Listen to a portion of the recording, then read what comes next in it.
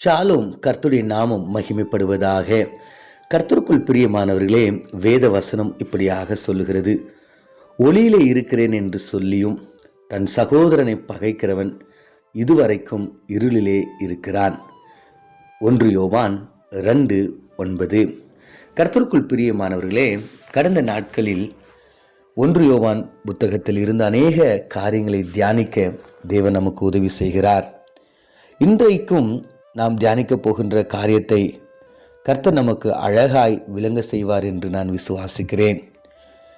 நாம் பார்த்தோம், கர்த்தரிடத்தில் எவ்வளவும் இருள் இல்லை, அவர் ஒளியின் தேவனாயிருக்கிறார்.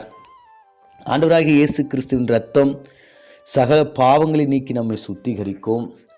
அவரை அறிந்திருக்கிறேன் என்று சொல்லியும் அவருடைய கற்பனைகளின் பிரகாரம் நடக்காதவன் பொய்யனாயிருக்கிறான் என்றும், அவருடைய சத்தத்திற்கும் அவரோடு கூட நிலைத்திருக்கிறேன் என்று சொல்லி அவர் நடந்த வழியில் நடக்காதவன் இருளிலே இருக்கிறான் என்றும் நாம் கடந்த நாட்களில் தியானித்தோம். இன்றைக்கு நாம் தியானிக்க போகின்ற காரியம், ஒருத்தவன் இப்படியாக சொல்லுகிறான், நான் ஒளியிலே இருக்கிறேன் என்று சொல்லியும் தன் சகோதரரை பகைக்கிறவன் இதுவரை இருளில் இருக்கிறான்.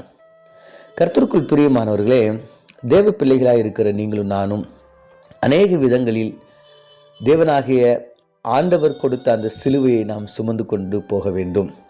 விசுவாசமாய் இருக்க வேண்டும், அன்பாய் இருக்க வேண்டும், இரக்கமாய் இருக்க வேண்டும், மன்னிக்க வேண்டும், உதவி செய்ய வேண்டும், தான தர்மங்களை செய்ய வேண்டும், ஜெபிக்க வேண்டும், பரிசுத்தமாய் இருக்க வேண்டும். இப்படி நிறைய காரியங்களை நம்ம அடுக்கிக்கிட்டே போகலாம்.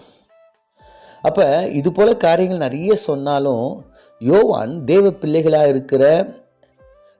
பிள்ளைகளாய் தேவனை ஆராதிக்கிற சபையில் இருக்கிற மக்களுக்கு அவர் இப்படியாக சொல்லுகிறார், சகோதரனிடத்தில் அன்பு கூறுகிறவன் ஒளியிலே நிலைத்து கொண்டிருக்கிறான், அவனிடத்தில் இடரல் ஒன்றும் இல்லை என்று சொல்லுகிறார். தன் சகோதரனை பகைக்கிறவன் இருளிலே இருந்து இருளிலே நடக்கிறான் என்று கர்த்தர் சொல்லுகிறார்.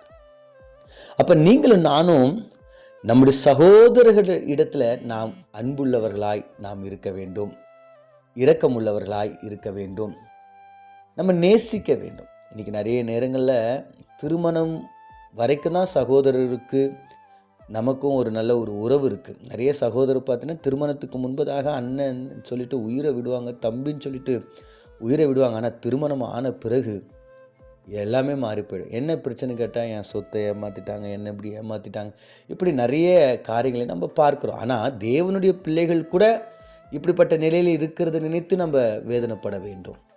அப்போ வேத வசனம் சொல்லுகிற பிரகாரம் நீங்கள் உங்கள் சகோதரர்களிடத்தில் நீங்கள் அன்புள்ளவர்களாக இருக்க வேண்டும். அப்போ சகோதரன்டா உங்கள் கூட பிறந்த ஒரு சகோதரர் இருக்காங்க, நீங்கள் வேலை செய்கிற இடத்துல சகோதரர் இருக்காங்க, சபையில் உங்களுக்கு சகோதரர் இருக்கிறாங்க, சொசைட்டியில் இருக்கிறாங்க, உங்கள் கிராமங்களில் இருக்கிறாங்க. ஸோ இப்படி உங்களுடைய வயதுக்கு மேலாய் இருக்கிறவங்க, கீழாய் இருக்கிறவங்க எல்லாருமே உங்களுக்கு சகோதரர் தான். அதனால் என் கூட பிறந்த சகோதரனுக்கு எதுக்கும் எந்த ப்ராப்ளமும் இல்லை பிரதர், நாங்கள் வெளியே தான் கம்பெனியில் கொஞ்சம் ப்ராப்ளம், ஆஃபீஸில் கொஞ்சம் அந்த சகோதரன் எனக்கு ஆகிறது இல்லைங்க. நீங்கள் வெளியே நல்லா இருக்க, எங்கள் கூட பிறந்த சகோதரனுக்கு எனக்கு தான் ரொம்ப நாளாக பிரச்சனை இல்லைங்க. எல்லாரிடமும் நீங்கள் அன்புள்ளவர்களாய் இருக்க வேண்டும்.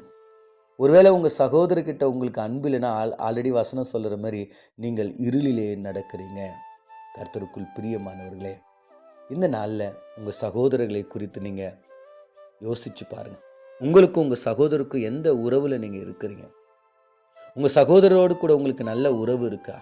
நீங்கள் எல்லா இடத்துல இருக்கிற உங்கள் சகோதரர்கிட்ட உங்கள் பள்ளி பருவம் நண்பர்களாக இருக்கலாம், இல்லை வேலை செய்கிற இடங்களில், குடும்பங்களில், மற்ற இடங்களில், நீங்கள் எங்கே வேணால் நீங்கள் கம்பேர் பண்ணி பார்க்கலாம். எல்லா இடங்களிலும் இருக்கிற உங்கள் சகோதரர்கிட்ட நீங்கள் சமாதானமாக இருக்கிறீங்களா? நிறைய சபைகளில் திருவிருந்து கொடுக்கும்பொழுது சொல்லுவாங்க, உங்களுக்கு யாருக்குன்னா தப்பு பண்ணிட்டீங்கன்னா அதை ஆண்டவர்கிட்ட நம்ம மன்னிப்பு கேட்கணும், ஆண்டவர்கிட்ட நம்ம சாரி கேட்கணும், இப்படி நிறைய விஷயங்களை சொல்லுவாங்க. ஆனால் வசனம் சொல்லுகிறது, உங்கள் சகோதரன் பெயரில் உங்களுக்கு குறைவு இருக்குமானால் உங்கள் காணிக்கை நீங்கள் அங்கேயே வச்சுட்டு போய் உங்கள் சகோதரங்கிட்ட சமாதானம் ஆகிட்டு அதுக்கப்புறம் வந்து காணிக்கை கொடுங்கன்னு சொல்லிட்டு சொல்கிறார்.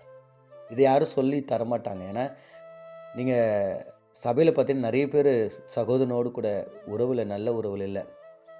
பாஸ்டர்ஸ் இப்படி சொன்னாங்கன்னா, சகோதரங்க போய் சமாதானம் வர்றதுக்குன்னா வர வரைக்கும் பார்த்தீங்கன்னா, வருஷங்கள் கூட ஆகும். கர்த்தருக்குள் பிரியமானவர்களே, முதலில் உங்கள் சகோதரனோடு கூட நீங்கள் சமாதானமாக இருங்கள். அப்பொழுது நீங்கள் வெளிச்சத்தில் நடக்கிறீர்கள் என்று உங்களை நீங்கள் உறுதிப்படுத்திக் கொள்ள முடியும். கண்களை மூடி நாம் செபிப்போம்.